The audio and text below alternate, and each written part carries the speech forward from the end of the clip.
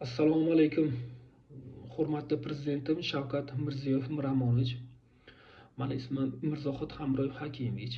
Buxoro viloyatining Peshki tumanini Shodlik ko'chasida, Chiqirchi mahallasida istiqomat qilaman. Hurmatli prezidentim, mani sizdan boshqa umidim qolmadi, chunki men hamma choralarni ko'rdim. Oxirgi umid sizga yordam berishingizni so'rayman. 2020-yilda 28-dekabrda Buxoroning Gorgaz degan joyda hozirgi paytda Islom Abdug'anich ko'chasi bo'lgan, o'sha Islom Karimov ko'chasida qurilish shirkati MCG Global Lux Stroy Impex degan firma bilan rahbari Samandarov Otabek degan bola bilan kvartira sotib olish uchun oldi-sotdi shartnomasini qilganman. Va boshlang'ich zaklad o'laroq o'sha paytning o'zida pul berilgan. Pul berib, bir qismi berilgan, chunki ishonch berishlik uchun va kvartirani bron qilish uchun. O'sha payt kelishuv shunaqa bo'lgan edi. Keyin 20-yil bo'lsa, 22-yilga reja bo'yicha bular uyni vod qilish kerak edi. Vaqtlar o'tdi, 22-yil bo'lmadi, 23 ga qoldi, 23 dan bo'lmadi, 24 bo'ldi. Endi 24 dan bo'lmadi, 25 ni boshi bilan endi uylar vod bo'lib asta-asta topshirilyapti. Mani sizdan o'tinchim shuki, so'rayotganim shuki, bizga bitta kvartirani 4-5 kishiga sotgan bo'la Samandarov Otabek degan bo'la. Bizni jami to'lagan pulimiz 183 million shu paytgacha. Biz Katlavan payti ishonib, bu Samandarov Otabek degan bolaga ishonib, kvadratini 2,5 milliondan o'sha payt vaholanki uylarning eng zo'r dod bahosi 22 million edi. Biz 2,5 milliondan kelishib, Katlavan holi uy yo'q, Katlavanga pul to'lab kutdik. 4 yil meni 5 yil bo'lsa ham kelishuv bo'yicha bitta 2 xonalik va bitta 1 xonalik berish kerak edi. Keyin bu o'zgarib 3 xonalikka o'tdi, 1 xonalik, 2 xonalik, xullas qilib oxiri bizga 3 xonalik kvartirani beradigan bo'ldi. Kaltini ham berdi. Aziz degan bola bor, o'sha yerda yuriydi. Shuni jiyani bo'ladi. Otabek Samandar degan o'sha jiyani bo'ladi, Azizbek degan bola. O'sha Azizbek kalti berdi.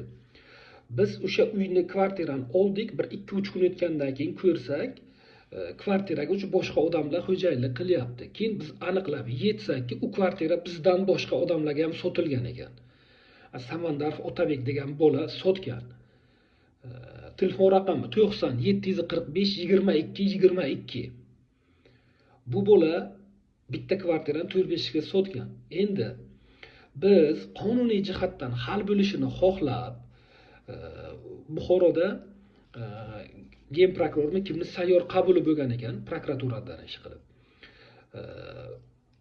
Dadamni jo'natdim. Dadamga aytdim, borib ariza bering deb, dadam borib uchrashdilar. Ular aytdiki, ijobiy hal qilib beramiz deydi. Shu bilan hech qanaqangi javob bo'lmadi.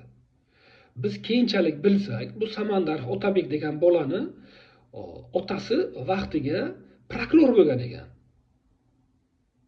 Endi buni otasi prokuror bo'lganligi uchun prokuratura xodimlari hech qanaqangi ish ko'rsatmayapti, men tushunmayapman. Yaqinda dadam bilan gaplashganda dadamni tergovchi chaqirgan ekan. Keling siz ishingiz masalasi bo'yicha. Endi bu Otabek degan bola bizdan tashqari ko'pchilikni pulini yeb qochib yurmadi, yuribdi. Lekin bunga hech kim chora ko'ra olmaydi. Chunki buni otasi prokuror bo'lganligi uchun bu bemalol yuriydi, qo'rqmaydi ham, birovni haqqidan ham qo'rqmaydi, birovni uyini olib, uyga xo'jayinlik qilib o'tiradi. Ana shunaqangi bola u. Endi na prokuratura xodimi, na ichki ishlar, na milliy xavfsizlik hech kim bunga chora ko'rgani yo'q, ko'ra olmayapti ham. Ko'ra olmasa ham kerak. Bu nima degan gap? Prokuror aytib ketganki, ha bo'la hal qilib beramiz.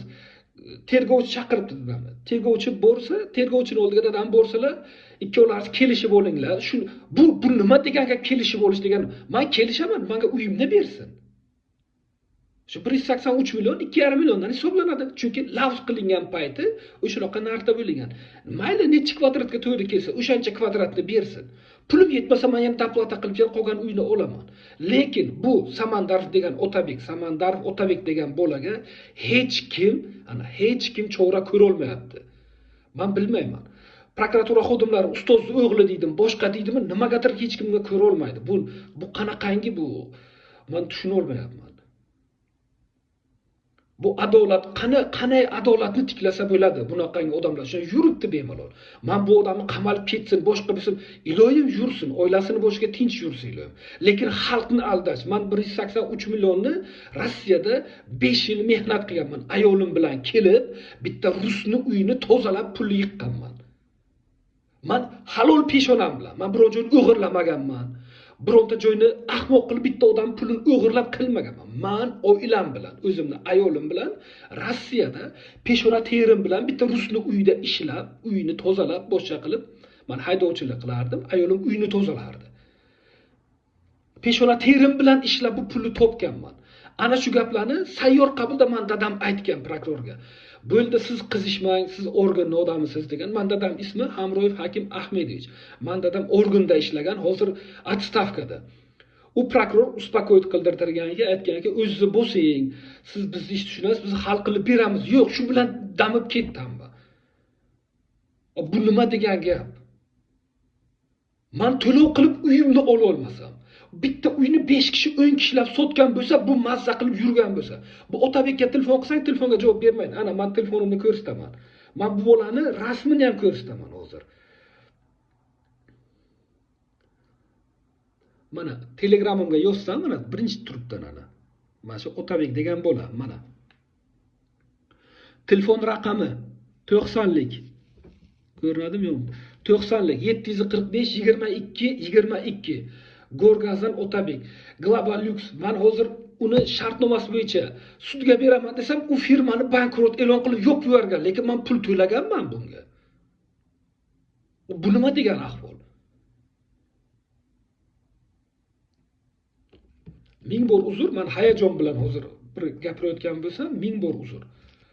Iltimos, hurmatli prezidentim Shavkat Miromonovich Mirziyoyev, iltimos sizdan. Men chunki men misqollab yiqqanman 183 millionni. Bu balkim ba'zilar uchun bu misol uchun bir sho'rdanak yoki misol uchun semichkada bir pistadek pul bo'lishi uchun, lekin men uchun bu katta juda qadrli. Chunki men mehnat 5 yil ishlaganman buni. Iltimos qilib o'tinib so'rayman, Shavkat Miromonovich. Buni Samandarov Otabekni misol uchun tekshirsa, o'sha prokuratura biladi buni kim ekanligini. Ichki ishlar ham biladi. Milliy xavfsizlik ham biladi kerak bo'lsa, bu kim ekanligi, nima qilib yurgan, lekin hech kim chora ko'ra olmaydi bularga. Hech kim ko'ra olmaydi. Bu ana endi hozir qayerga borsa ekan, o advokati bilan bo'lar ekan. Nomard, sen birovni pulini yeb, advokat bilan nima qilasan yurib? O'zini ishi advokat olib boshqa qilib yuridimi? Lekin borku birovni pul haqqini yemaslik kerak. Birovni haqqini yemaslik kerak bu dunyoda. Iltimos sizdan Shavkat Miromonovich,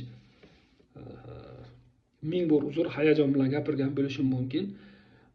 Siz meni prezidentimsiz va sizdan boshqa men najot ko'rmayapman. Iltimos sizdan shuni bir amaliy yordam hal qilishga bir yordam bersangiz.